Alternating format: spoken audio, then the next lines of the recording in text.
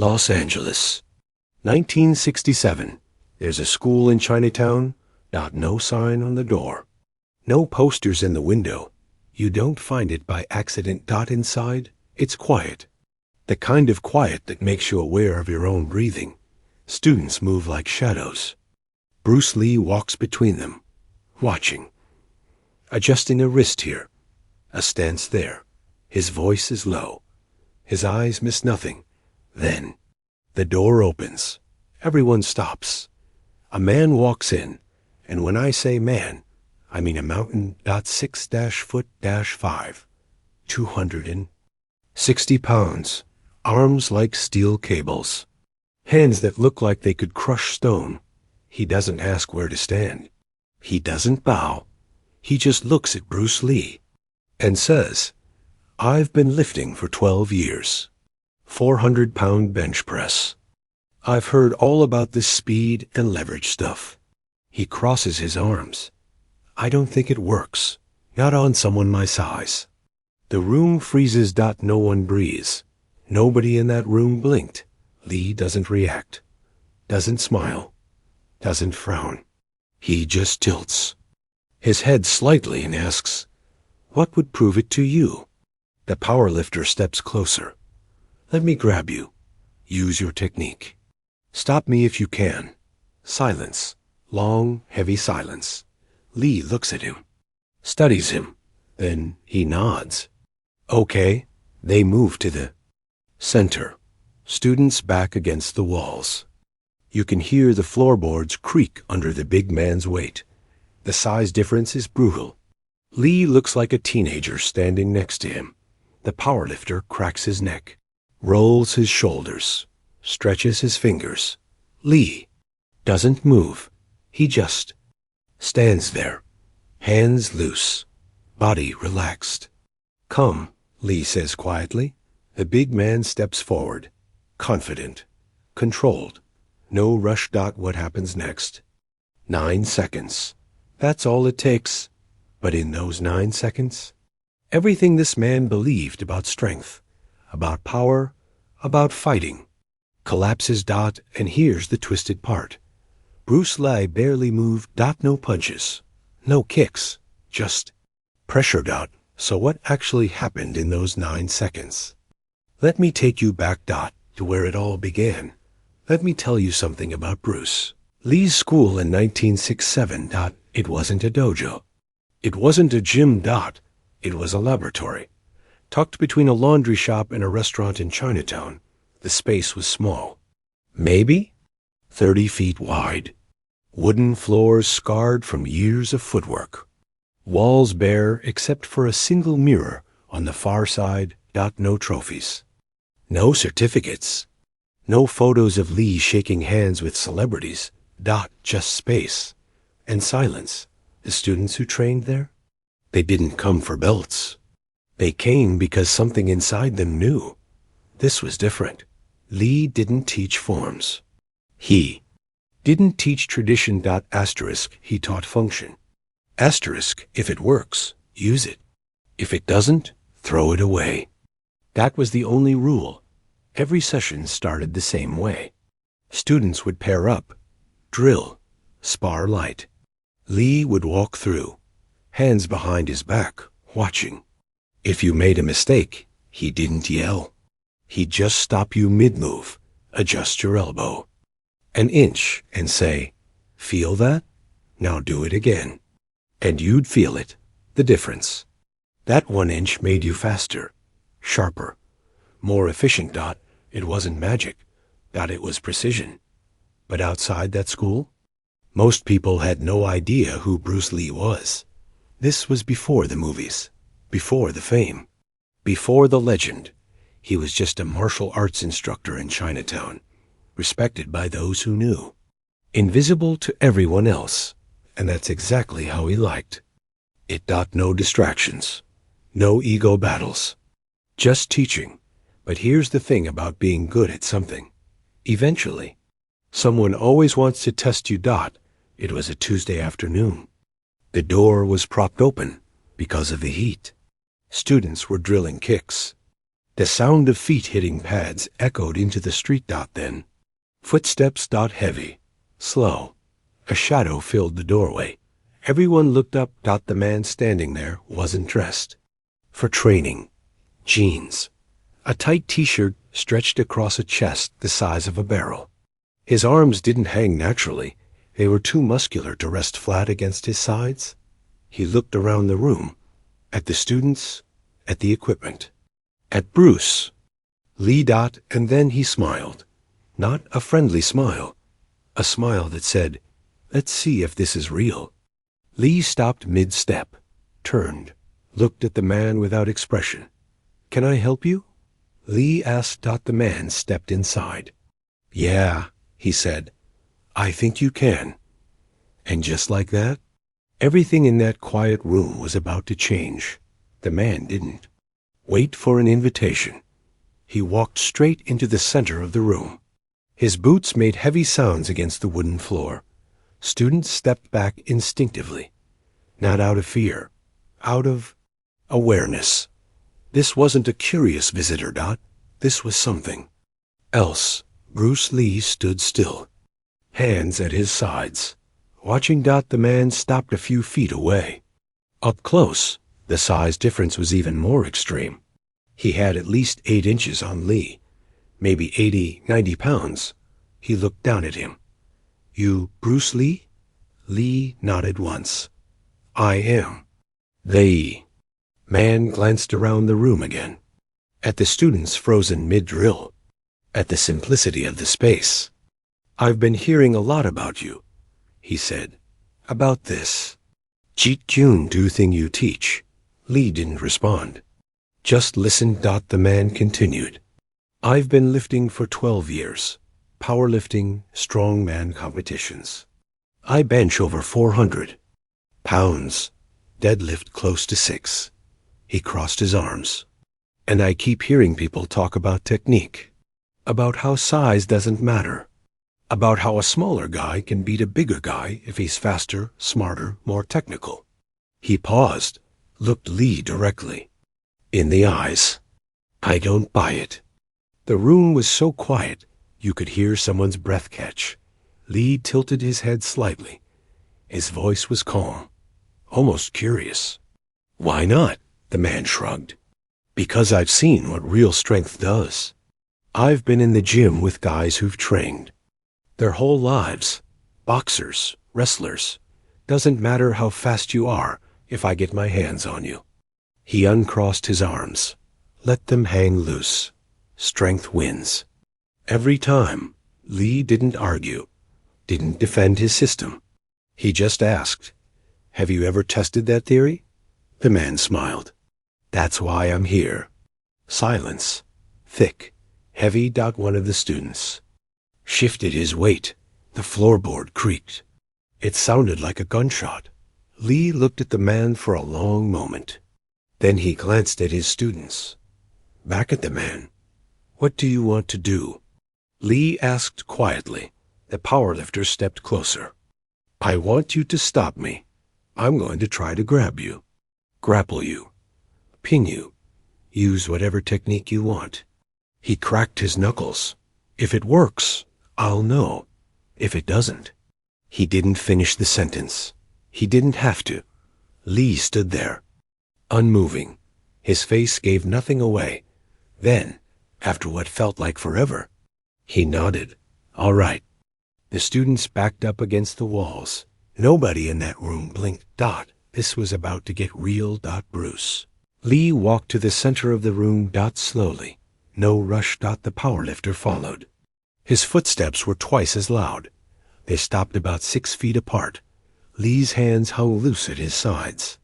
His stance was natural, almost casual, like he was waiting for a bus. The big man, on the other hand, was already in position. Weight on the balls of his feet, shoulders squared, hands open and ready. He looked like a man who'd done this before. Lee looked like a man who hadn't decided what to do yet. One of the students whispered something. Another one shushed him immediately. Lee glanced at the powerlifter. "How do you want to start?" Lee asked. The man rolled his neck. You could hear it pop. I'm going to come at you. Try to grab. Try to clinch.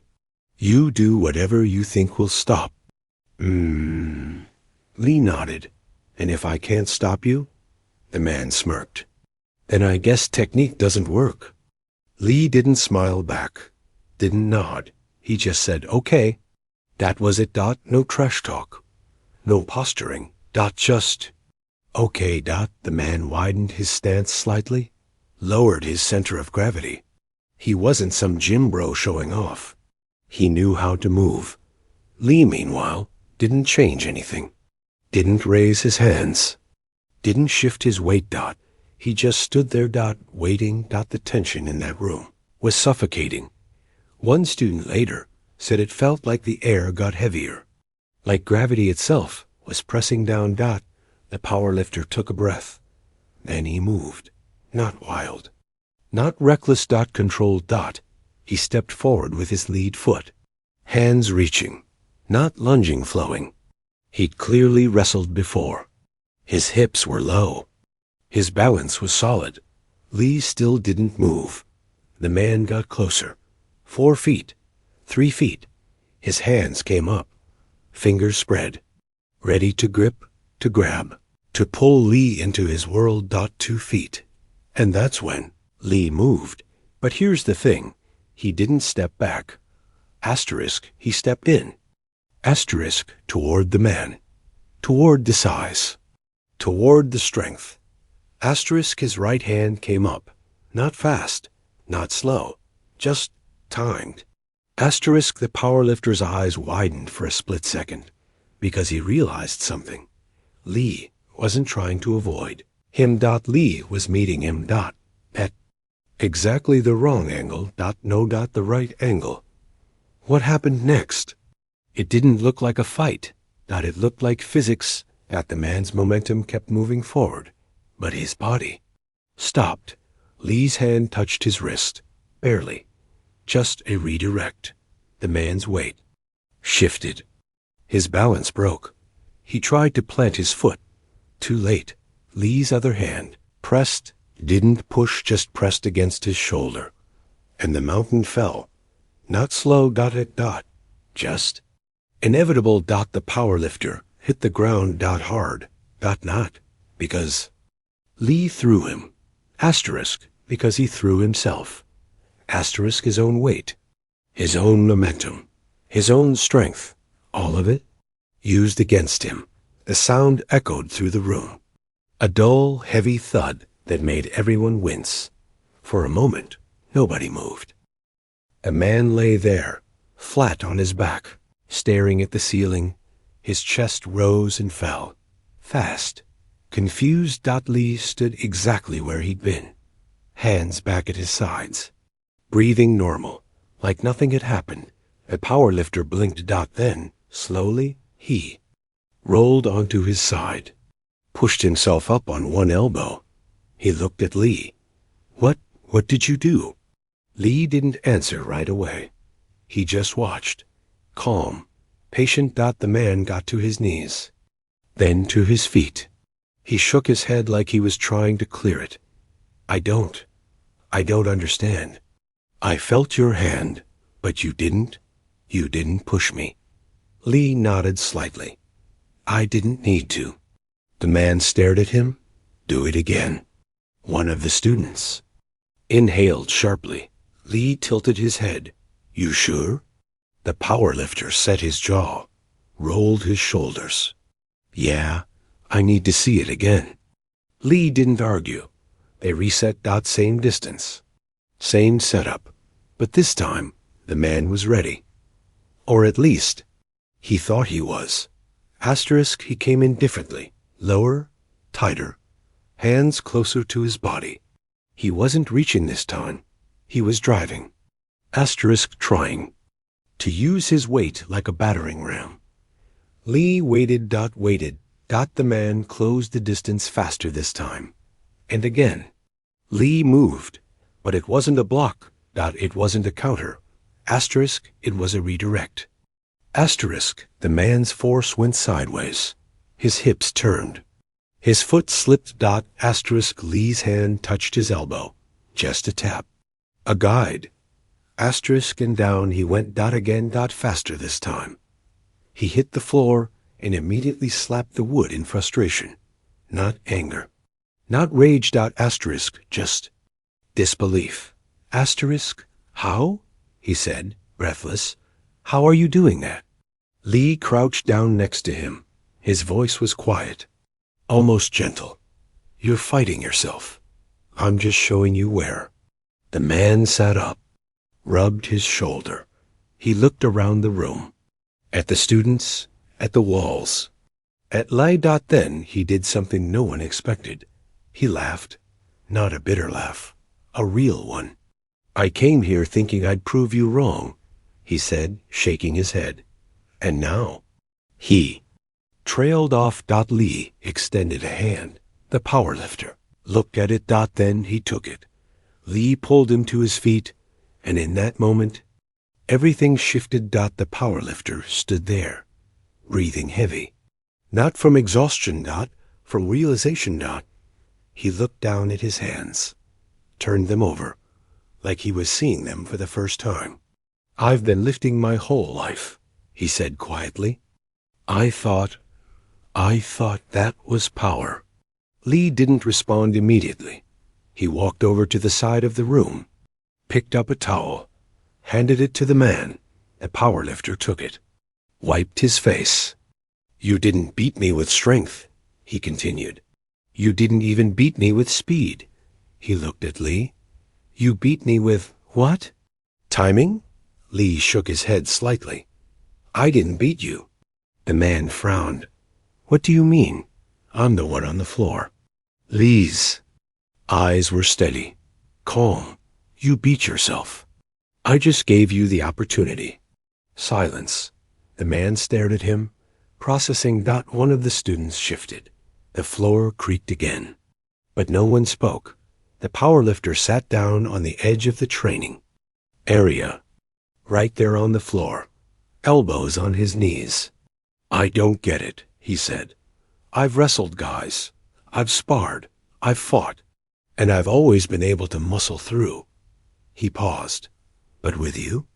It's like my strength didn't exist. Lee crouched down in front of him. Eye level now. Your strength exists, Lee said. But strength without structure is just force. And force can be redirected. The man nodded slowly, still trying to understand. So, what do I do? How do I fix that? Lee studied him for a moment. Then he said, You don't fix strength. You refine it. He stood up, gestured toward the space. If you want to understand, you don't need to fight me again. You need to feel what I felt. The powerlifter looked up. You mean, train here? Lee didn't smile, but something softened in his expression. If you want.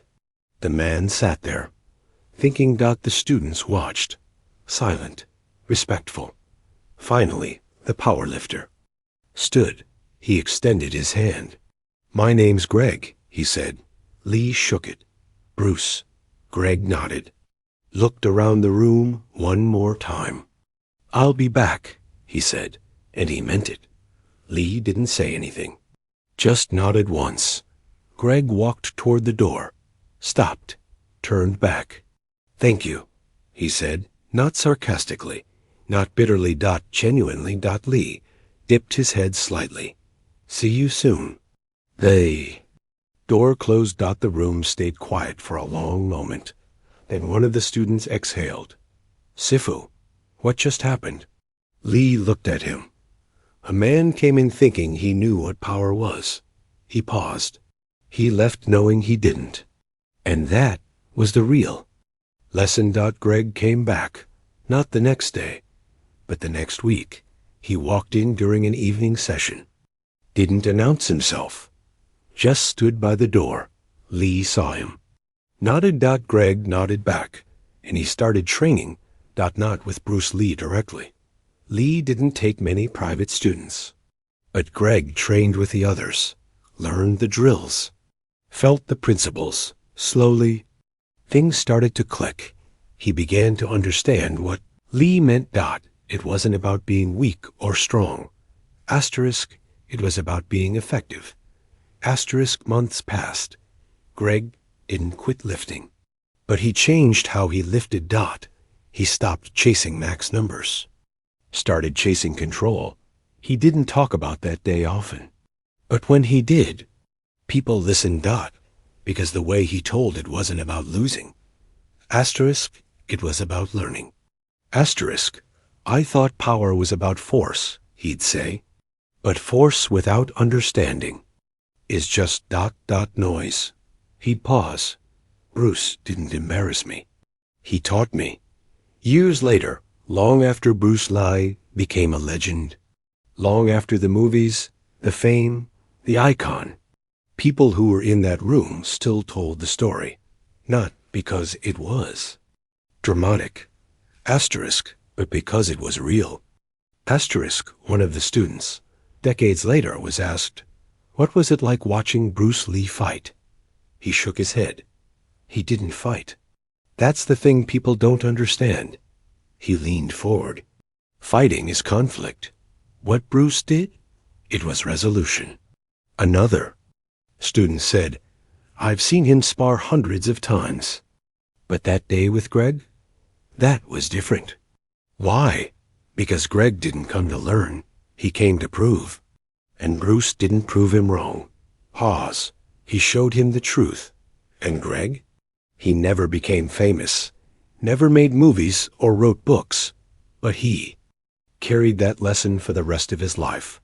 He taught his kids, taught people in his gym, not martial arts, asterisk, but the principle. Asterisk, that real strength isn't about domination. It's about understanding that the moment you think you've mastered power is the moment you realize you never understood it. Somewhere in an old Chinatown school, on a quiet Tuesday afternoon, a man learned that in 9 seconds, and the lesson didn't. And when he hit the floor, it began. Because some fights you lose, some fights you win, but the ones that change you, those are the ones where you realize you are never fighting anyone, but yourself.